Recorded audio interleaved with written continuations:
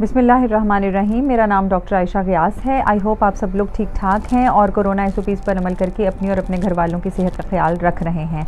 आज की वीडियो का कंटेंट भी कोरोना बेस्ड है और जैसे कि हमने पिछली वीडियो में डिस्कस किया कि कोरोना के बेसिक साइन एंड सिम्टम्स क्या होते हैं, आप कैसे इसे डिटेक्ट कर सकते हैं और कोरोना इन्फेक्शन में जल्द का क्या किरदार होता है। आज की वीडियो में हमारा प्लान ये है कि हम ये डिस्कस करें वंस अगेन कि what is novel corona virus या कोविड-19 इन्फेक्शन असल में क्या है, इसके ख़िलाफ़ क़ुव्वत मुदाफ़ियत क्या होती है और क्यों ये हम में से कुछ लोगों को अफेक्ट कर लेता है, कुछ लोग रिकवर कर जाते हैं और बहुत ही कुछ अनफॉर्चुनेट लोग अपनी जान से हाथ भी धो बैठते हैं। एंड थर्डली हम ऐसी डाइट्स और ऐसे मेजर्स का मेंशन करेंगे, डिस्कस करेंगे जिनको यूज़ करके हम अपनी क़ुव्वत मुदाफ़ियत अगेंस्ट कोरोना इन्फेक्शन या कोविड-19 इम्प्रूव कर सकते हैं। सो स्टे ट्यून्ड।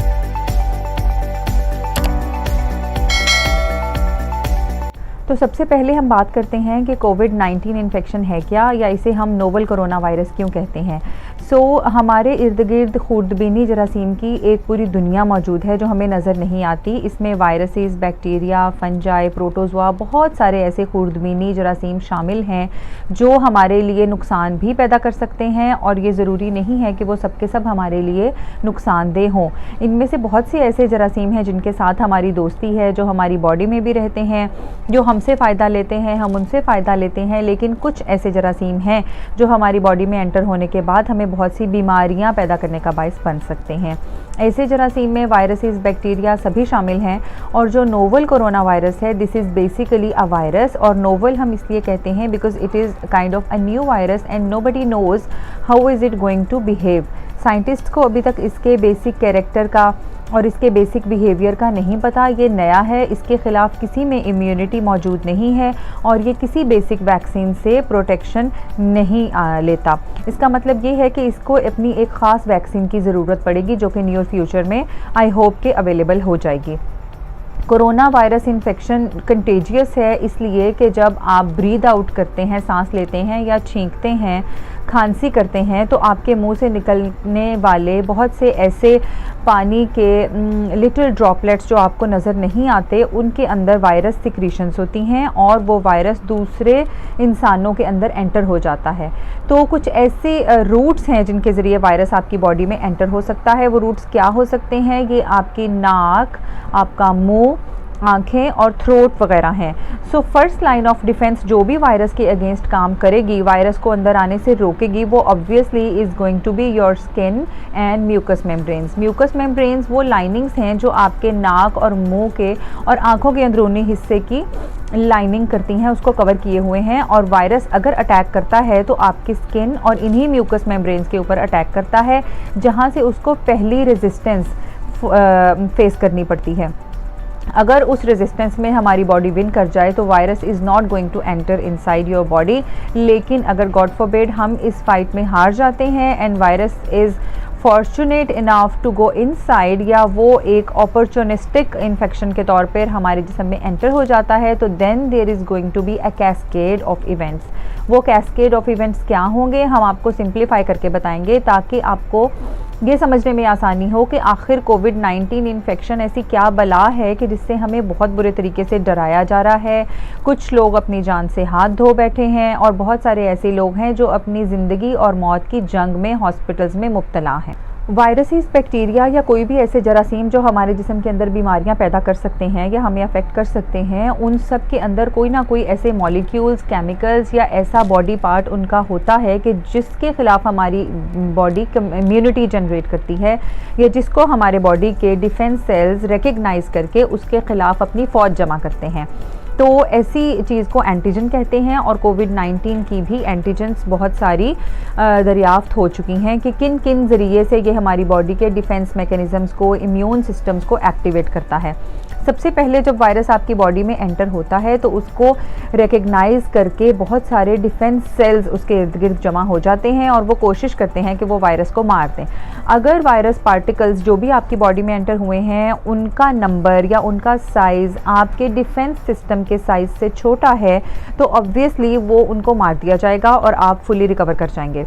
लेकिन अगर वायरस पार्टिकल्स बहुत ज़्यादा तादाद में आपके जिस्म में एंटर हो चुके हैं और इम्यूनिटी उस लिहाज से आपकी एक्टिवेट नहीं हुई है, या इमीडिएट बॉडी डिफेंस जो कि आपका इन्नेट होता है, जेनेटिकली कोडेड है, विच इज़ नॉट एक्वायर्ड, अगर वो इनएडिक्वेट है, नाकाफ़ी है, तो फिर वायरस बहुत ज़्यादा तादाद में प्रोलिफरेट हो जाएगा, यानी हमारे ही जिस्म की मशीनरी को यूज़ करके वो अपने जैसे बहुत सारे बना लेगा।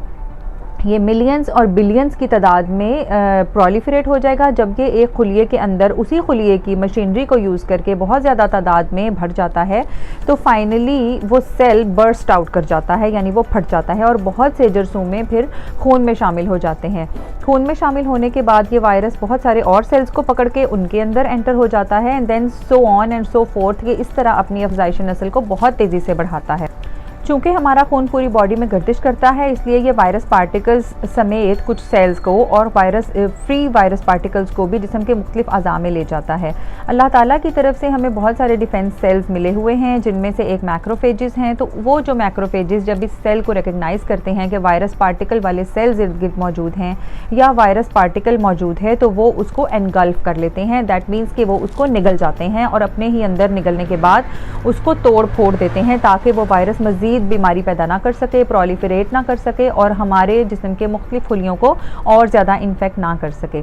इस किस्म के सेल्स हमारे जिस्म में मुख्तलिफ़ किस्म के अज़ा में फैले हुए होते हैं, और अगर ये अपना काम प्रॉपर तरीके से अंजाम दे पाएँ तो वायरस को हम शिकस्त देने में कामयाब हो सकते हैं। इन सेल्स के अलावा कुछ ऐसी प्रोटीन्स होती हैं हमारी बॉडी में जो कि वायरस पार्टिकल्स जहाँ पर मौजूद हों वहाँ पर आके उनके ऊपर फर्दर अटैक में हेल्प करती हैं। इनको हम एंटीबॉडीज़ कहते हैं और ये प्रोटीन होती हैं।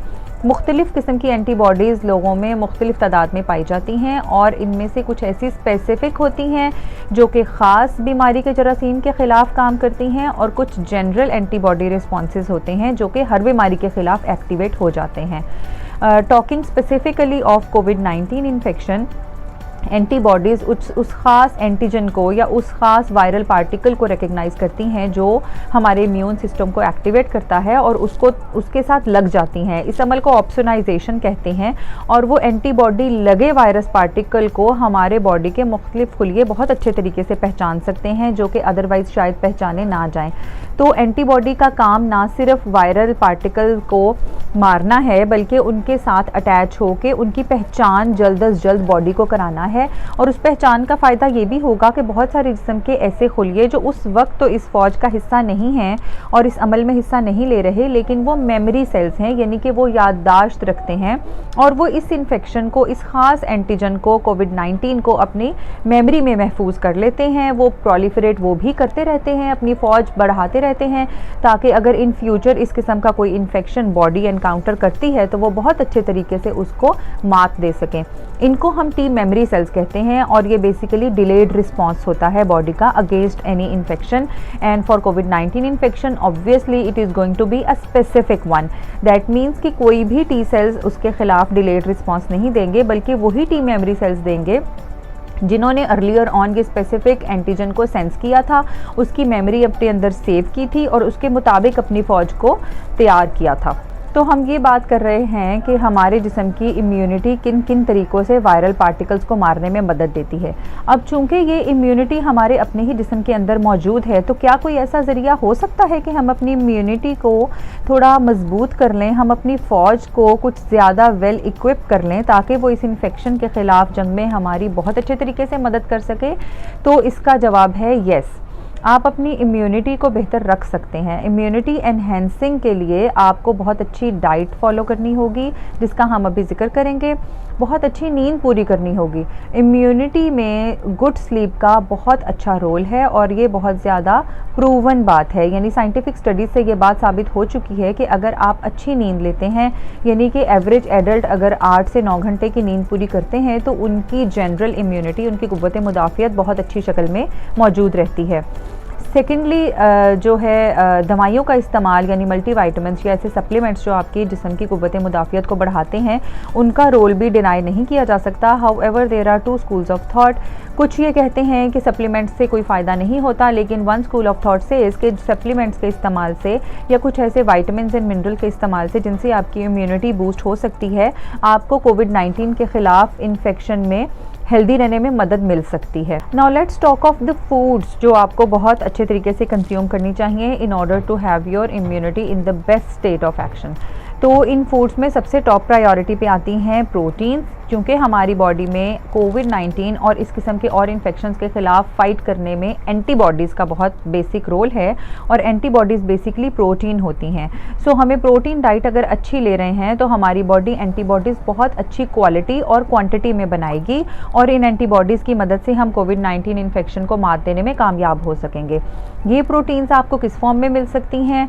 All of you know, and for those who don't know, proteins are there in egg, अंडे में होती हैं, मीट में, फ़िश में होती हैं, इसके अलावा पल्सेस में होती हैं यानी दालों में। सो आजकल आपको इन चीज़ों का इस्तेमाल ज़्यादा करना है ताकि आपकी बॉडी में प्रोटीन कंटेंट अच्छा रहे और अगर गॉड फॉरबिड आपकी बॉडी को स्पेसिफिक एंटीबॉडीज़ बनाने की ज़रूरत पड़ती है तो वो बहुत अच्छी क्वालिटी और क्वांटिटी में एंटीबॉडीज़ को बना सके। दूसरे नंबर पे N3 poly unsaturated fatty acids का बहुत ज़्यादा तज़किरा होता है कि वो हमारी क़ुव्वत मुदाफ़ियत को बढ़ाने में बहुत अच्छा रोल प्ले करते हैं। तो पॉली अनसैचुरेटेड फैटी एसिड्स किस में होते हैं? ये फ्लैक्सीड यानी अलसी में भी मौजूद होते हैं और फ़िश में भी होते हैं। सो इन दो चीज़ों के इस्तेमाल से आप poly unsaturated fatty acids N3 को अपनी बॉडी में ले जाएंगे, which is again going to boost up your immunity against कोविड-19। Next comes the role of vitamins और सप्लीमेंट्स। तो सप्लीमेंट्स के अलावा वाइटामिन्स हम अपनी नेचुरल फूड में से भी ले सकते हैं, जैसे कि मैंने अपनी प्रीवियस एक न्यूट्रिशन रिलेटेड वीडियो में बताया था कि rather than taking artificial supplements, अगर हम अपनी फूड ही बहुत स्मार्टली चूज़ कर लें तो हम बहुत सारे वाइटामिन्स एंड मिनरल्स उसी में से ले सकते हैं। इन वाइटामिन्स एंड मिनरल्स में vitamin A, C, E and D का बहुत अच्छा रोल बताया जाता है अपनी जनरल इम्यूनिटी बूस्ट करने में और अपनी जनरल इम्यूनिटी बूस्ट करके ही हम कोविड-19 से बेहतर फाइट कर सकते हैं। विटामिन A किन चीज़ों में पाया जाता है? ये फ़िश में होता है, दूध में होता है, कॉड लिवर ऑयल में होता है। इसके अलावा विटामिन C किस में होता है? ऑल द सिट्रस फ्रूट्स, और आजकल ऑरेंजेस बहुत ज़्यादा आए हुए हैं, लेमन है, तो इन दोनों चीज़ों से आप गुड क्वांटिटी में विटामिन C ले सकते हैं। नेक्स्ट विटामिन E किस चीज़ में होगा? This is basically there in all the nuts, तो peanuts and almonds and all the fruits and vegetables, fresh fruits and vegetables में विटामिन E बहुत अच्छी मिकदार में होता है। विटामिन D आप कैसे पूरा कर सकते हैं? Now vitamin D is very very important related to your immune system. इसका बहुत ज़्यादा रोल पहले से साबित शुदा है। और विटामिन D कैसे बनता है? जब आपकी स्किन के ऊपर धूप पड़ती है, अल्ट्रा वायलेट लाइट पड़ती है, तो आप अल्ट्रा वायलेट लाइट को डेफिनेटली दिन में एक्सपोज होते हैं, और अगर नहीं होते हैं तो आपको एक्सपोजर इसका लेना चाहिए ताकि आपकी बॉडी में मौजूद पहले से विटामिन D एक्टिवेट हो सके और नया विटामिन D बन सके। In addition to that vitamin D sources जो हैं वो आपके दूध से भी पूरे हो सकते हैं and some nuts also. Of the micro minerals important in order to generate a good immunity, selenium and zinc are famous। और selenium and zinc दोनों जो हैं ये ड्राई फ्रूट्स यानी नट्स वगैरह में होते हैं। इसके अलावा they are more in the fish and pulses. So अगर आप अच्छी मिकदार में ये सारी फूड्स जिनका मैंने जिक्र किया अपनी डेली रूटीन में शामिल करते हैं तो you are going to have a good immunity generally and specifically you are going to fight against कोविड-19 इन अ बेटर वे। कोविड-19 से एक्सपोजर हम में से बहुत सारे लोगों का है and specially we doctors are expose to कोविड-19 ऑन ऑलमोस्ट डेली बेसिस। तो हमें चाहिए कि हम ना सिर्फ SOPs पे अमल करें बल्कि अपनी डाइट को भी इम्प्रूव करें, अपनी जनरल इम्यूनिटी को अपनी बेहतरीन कंडीशन में रखें ताकि गॉड फॉरबिड अगर हम में से कोई कोविड-19 इन्फेक्शन एक्वायर करता है तो हम उससे बेहतर तरीके से जान छुड़ा सकें, अपनी हेल्थ को मेंटेन कर सकें, उसे फाइट कर सकें और उससे फाइट करके उसे मात दे सकें। तो व्यूअर्स, आज की वीडियो में हमने डिस्कस किया कि कोविड-19 इन्फेक्शन क्या है, इसके खिलाफ क़ुव्वत मुदाफ़ियत क्या होती है, असल में क़ुव्वत मुदाफ़ियत जो है उसको इम्प्रूव करने के लिए हम कौन सी डाइटरी चीज़ों को यूज़ करके बेटर फाइट कर सकते हैं अगेंस्ट कोरोना। नेक्स्ट वीडियो में वील डिस्कस कि कोरोना वैक्सीन क्या होती हैं, ये मार्केट में कौन कौन सी फॉर्म में मौजूद हैं, कौन सी वैक्सीन के ऊपर आप ट्रस्ट कर सकते हैं और आपको वैक्सीनेट होना है या नहीं होना है। And secondly we are also going to talk about some myths against corona virus. बहुत सारे ऐसे मिथ्स आपकी फैमिली में या आपने अपने फ्रेंड्स वगैरह से सुने होंगे जो कि हमें बहुत ज़्यादा बीट्रे करते हैं। So I would like to talk on them as well in the next video, so stay tuned.